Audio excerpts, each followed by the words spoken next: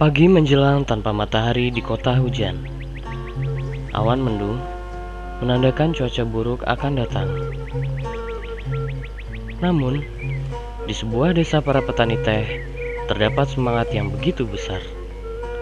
Semangat para anak petani yang ingin mengejar mimpi-mimpi mereka. SD Cikoneng, sebuah sekolah yang terletak 7 km dari Jalan Raya Puncak.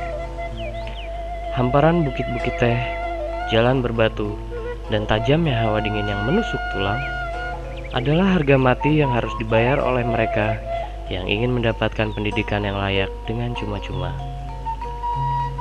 Sekolah yang kini berdiri kokoh di tengah hamparan bukit teh yang megah ini tak lepas dari seorang yang berjiwa besar namun rendah hati. Rudi Mandala Saputra, seorang anak rantau kelahiran Pandeglang 51 tahun yang lalu ini, adalah tokoh di balik berdirinya sekolah ini.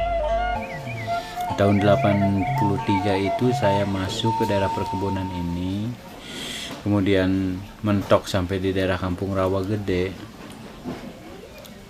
Itu dulu waktu saya nginap di sana itu anak-anak usia sekolah itu nggak ada yang sekolah gitu aja, nggak ada yang sekolah. Kemudian saya tanya, kenapa kamu nggak sekolah, Dek? Jawaban dia, oh Pak, di dia teh guru nah gitu, kalau kata Sundanya, kalau orang jadi di sini tuh nggak ada gurunya gitu.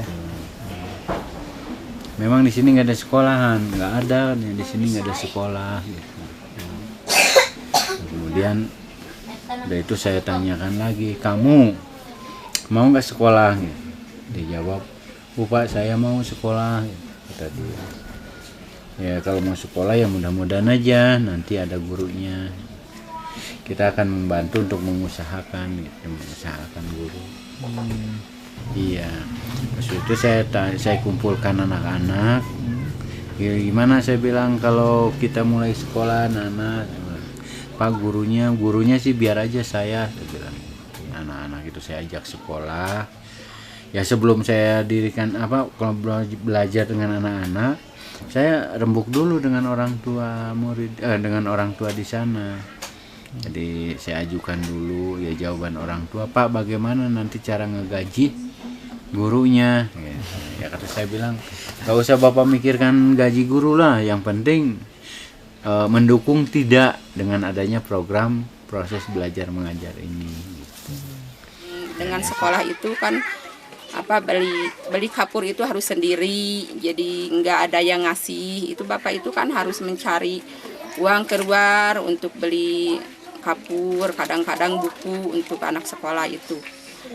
Nah pada saat kita proses belajar mengajar pada waktu itu, hari Jumat saya masih ingat, pada Jumat sekitar jam 1, tiba-tiba tuh beliau datang, yaitu Pak Lurah ditemani dengan Bapak Haji Edi Setiadi. Waktu itu dia merasa kaget melihat bagaimana proses belajar mengajar pada waktu itu. Sampai Bapak Haji Edi sendiri saya masih ingat tidak menyangka gitu, di lokasi yang tidak begitu jauh dari ibu kota kecamatan masih ada sistem yang belajar semacam itu. Sampai Pak Haji Edi sendiri merasa terharu dan dia sendiri mengulurkan tangan. Akhirnya saya dirangkul menjadi SD filial Negeri Ciburial pada saat itu. Pada tahun 1984.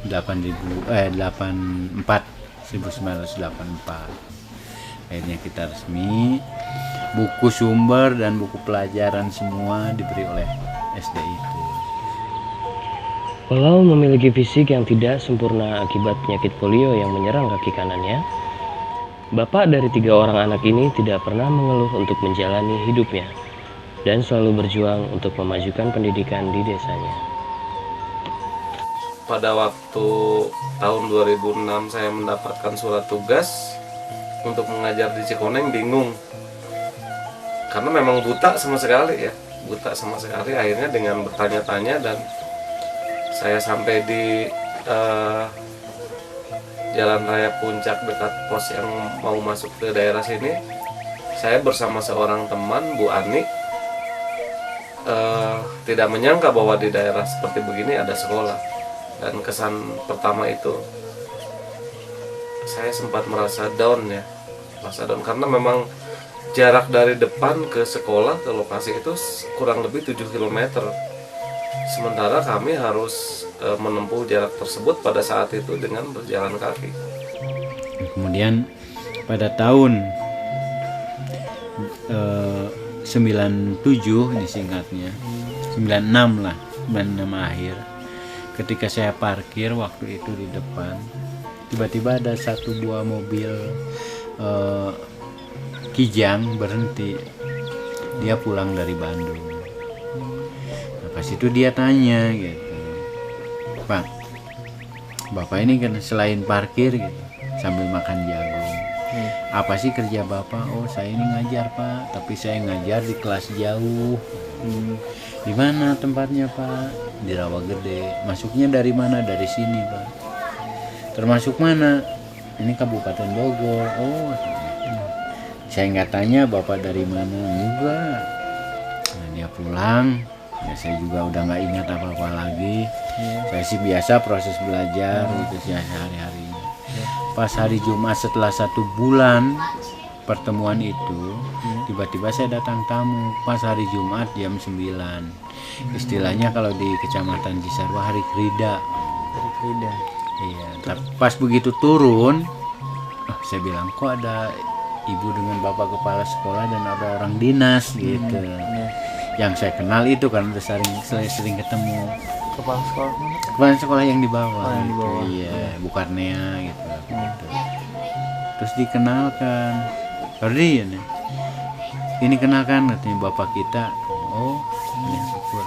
Saya nggak ingat kalau dia pernah ketemu dengan saya gitu ya, namanya juga malam pada waktu itu. Akhirnya ngobrol, dia tanya-tanya. Kemudian yang terakhir dia tanya, Pak Farudi katanya gimana kalau saya bangunkan sekolah itu? Oh, saya bilang syukur Pak, senang sekali saya mendengarnya. Pas udah begitu, dia itu Pak Camat Cisarua gitu. Mendapat kunjungan dari kecamatan baru kali itu selama saya bertahun di sini gitu. Sampai Pak Camat itu turun ke lokasi. Nah, setelah dia ngobrol dengan saya itu, tapi katanya sekolahnya jangan di sini Pak, akan saya bangunkan di Cikoneng gitu. Karena apa? Ada alasan, biar dari Cibulau terjangkau, Cikoneng juga masuk, dari Rawagede terjangkau. Jadi kita pusatkan di tengah-tengah katanya gitu. Nah, setelah itu saya merasa, saya jawab sangat bersyukur dan bangga, sangat senang. Ya akhirnya baru dia cerita, Pak Rudi, kapan kita bisa bakar jagung lagi sama-sama? Nah, di situ saya bengong loh. Saya bilang, loh Bapak, pada waktu bulan kemarin itu kan Pak Rudi masih ingat saya pulang dari Bandung. Pak Rudi kan saya tanya, Pak Rudi ngajar. Nah, dari situlah bahwa istilahnya beliau tahu SD di Rawagede itu.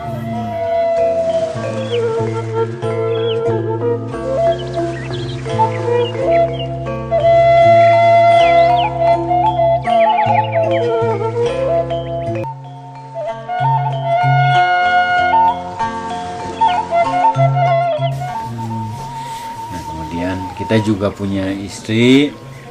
Sekarang ini ya istri saya itu bekas murid saya.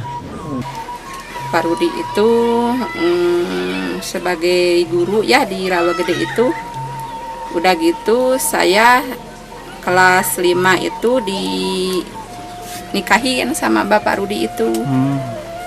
Jadi suami jadi istrinya Pak Rudi. Udah gitu saya berhenti sekolah dari kelas 5 itu. Keinginan ibu itu anak-anak itu jangan seperti saya ya, keinginannya kalau ada rezeki, ada biaya, pengen sekolah tinggi. Jangan sampai meneruskan orang tua gitu. Harus lebih maju dari orang tua itu.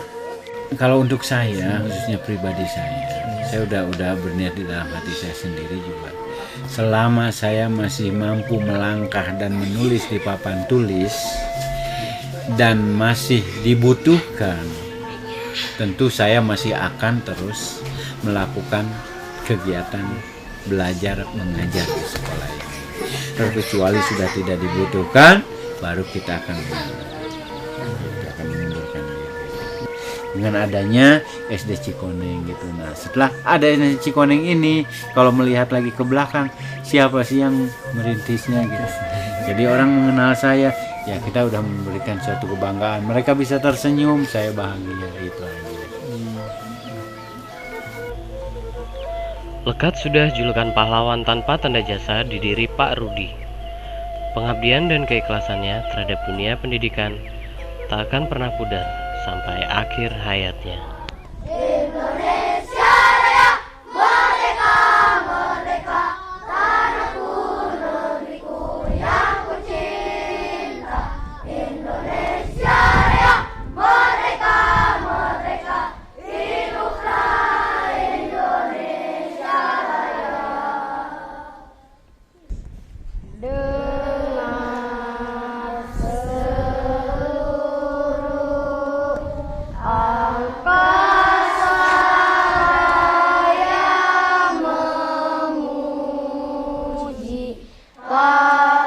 Pahlawan negara,